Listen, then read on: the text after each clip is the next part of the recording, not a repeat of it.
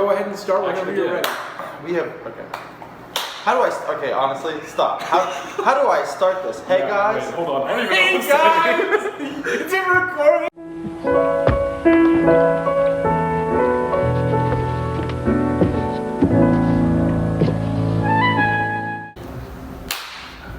Hey guys, James Clark here. Brent here. John here. And we're the Wiggles. All right. Today we wanted to talk to you about some of the myths that we've discussed in our class and how they are made possible and are propagated by the mediums we choose to interact with. In a technological society, the spread of misinformation on a mass scale has become increasingly more problematic. The bias of the source of news, combined with the general populace's willingness to believe in information that fits their own personal narrative, has made this such a problem. We often use Google or maybe Yahoo if we're stupid. Or we find our news off of Twitter or Facebook. Was it Yelp? Yelp? Yeah! One of the ways that we get information is often through search engines like Google, or we see them on our Twitter feeds or Facebook feeds. In 2015, Politico, referencing the upcoming 2016 election, was trying to think of ways that voters could be duped into thinking or voting in ways that they may not have before. One of their tests involved looking at the way in which our search engine results change our perception of candidates. And this perception is mainly only changed by what comes up in our search engine feed or our Facebook or Twitter feed first. Like Brent had spoken about previously, the medium, of social media and Twitter and Facebook are oftentimes they end up becoming echo chambers. And essentially what this means in terms of social media is that the people you follow or associate with online, the people you add as friends, are oftentimes reflecting your own opinions. So you're going to follow like-minded people, so you're essentially only hearing the information you want to hear that feeds into your pre-existing bias.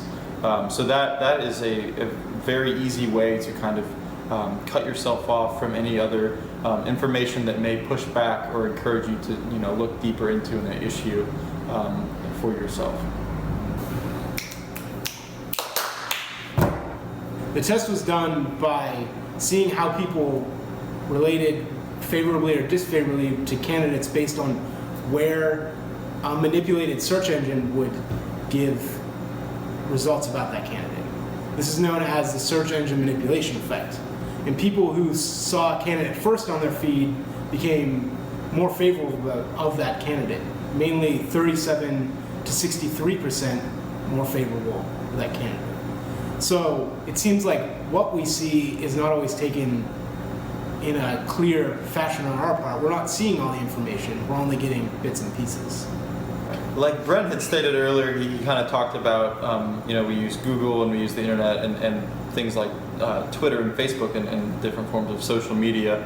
And what that can create is an echo chamber, and essentially all that means is that the people that we follow and the people that we add as friends and interact with online are oftentimes coming from the same line of thinking and are kind of spitting our own opinions back at us.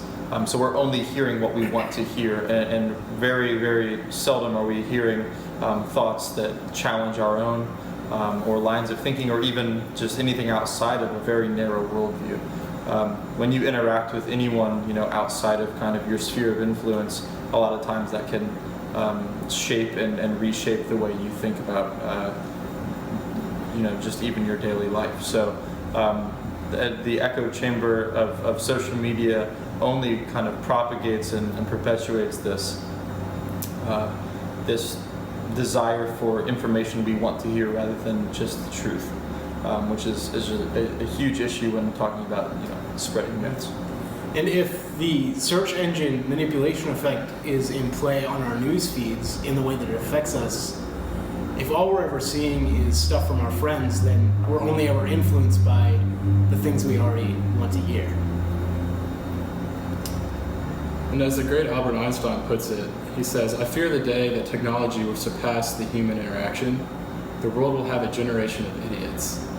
And I feel like today in the society we live in, we're starting to gradually move towards that point where interaction through social media dominates interaction between humans day to day in person. It kind of hinders the growth of different worldviews, the different opinions that other people have. It puts us in bubbles, sometimes unconsciously, and it leads to one train of thought and two really dividing sides of the spectrum. And so, like we've been talking about for the past election, you see a huge divide between society. You've got the super conservative and the super liberal who are constantly at war and at odds with each other, and it has completely divided our country. Another issue that we run into, going off John's point, is, and kind of a quote from Albert Einstein, as technology kind of replaces our humanity, one thing that allows us to encounter and interact with other worldviews is recognizing the other person's humanity. When we fail to do that, we're much less likely to see it as even something worth listening to.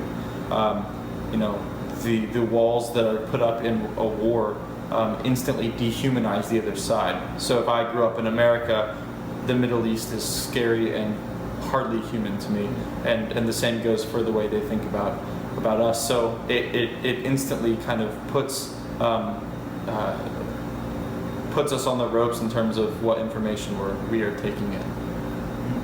And that information that's inside that echo chamber just breeds a form of homogeneity between us and all the other people that we talk with there, and we never have to experience that kind of scary, distant place or set of ideas in the world. It's almost like the form we have a myth of global connectedness, but we never actually practice it.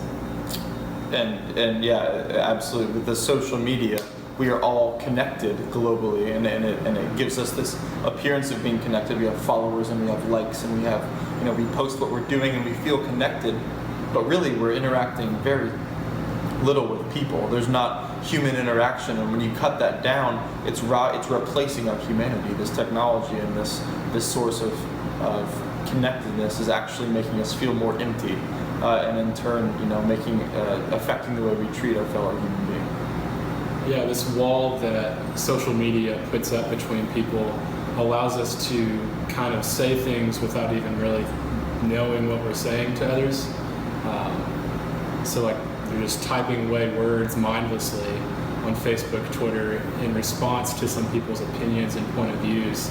And you can easily say things that are attacking and demeaning to others, but when you get in front of them face to face, you would never say those kind of things. So this wall that's kind of built up from social media has really damaged the way that we interact with each other in a day-to-day life setting.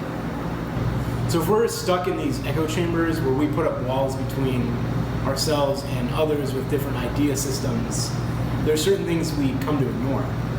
All of this semester, for us, we've been thinking about how fact-finding or truth-seeking in a lot of ways is what helps us relate to our neighbors better. But this echo chamber and the way that the algorithms on our news feeds are configured never really let us get outside of what we already think.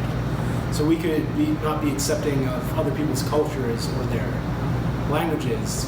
We could be unaware of human rights violations taking place around the world because it's not on our news feed. We never have to grapple with these kind of problems.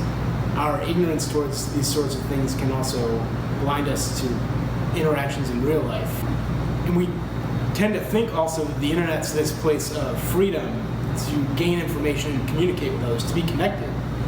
Just today, New York Times Magazine has written an article talking about people being harassed online. They say that almost 40% of adults have been harassed on the online community. They are subject to verbal abuse or other forms of negligence.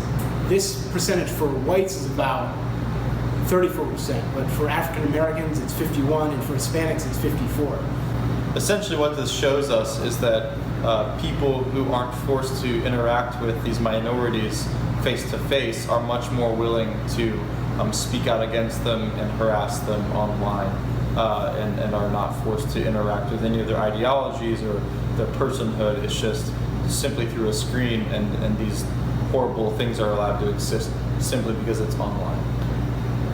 The article then goes on to talk about how there are actually online groups dedicated to combating this kind of harassment or ignorance of other groups of people. Groups like HeartMob or Crash Override. Both are sites that are designed to not only cut down but combat and hopefully eradicate, this kind of behavior online. As Christians, we have a duty not only to combat myths and misrepresentation of people groups that comes with much of the American Christian rhetoric, but we are to speak truth and power from the gospel perspective. We're supposed to love on others and treat others like we would want to be treated. We shouldn't have to see divisions within society. We should be able to work together just for the good of human nature. And what that means really, going forward then, if we're putting the two together, our duty as Christians and then our presence online, we, in every capacity, we need to be able to speak, like John said, truth to power, and we need to be able to combat things that are not of the gospel. Essentially, in any other place where we see evil being perpetrated, we see it as our duty as Christ followers to respond, and then respond with love.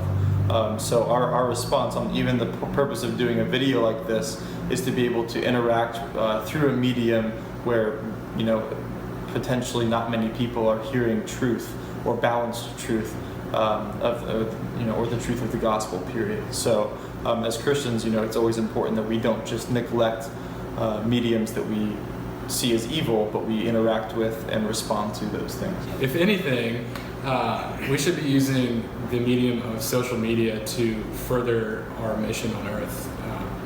In today's society, we can have interaction face to face, but unlike past societies, we're able to go to the internet and through so many different ways to preach this gospel that we so faithfully hold on to. And whenever we see injustice on the internet, maybe in the form of harassment, we're able to speak into that situation with redemption, maybe calling out that injustice for what it is. Equally well, we can seek truth in thinking of things like how our search results affect the way we think about things, how we might need to interact different with other cultures or societies, or simply different idea systems that we never encounter online. So essentially, that's what we wanted to talk to you guys about today.